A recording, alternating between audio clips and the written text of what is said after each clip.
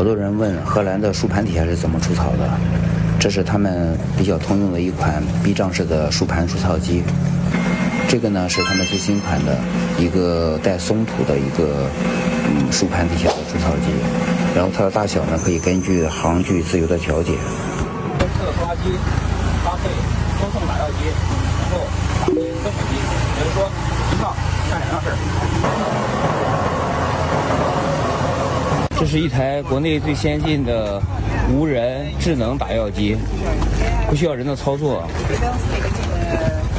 Okay, great. 这个呢就是带 GPS 定位一个无人化的智能打药机，可以自动上药的。然后它带着感应器感应叶绿素，没有叶绿素的时候它是不打药的，所以说做到了非常省药，而且不分白天黑夜，到了晚上也能自己干活，自动加药。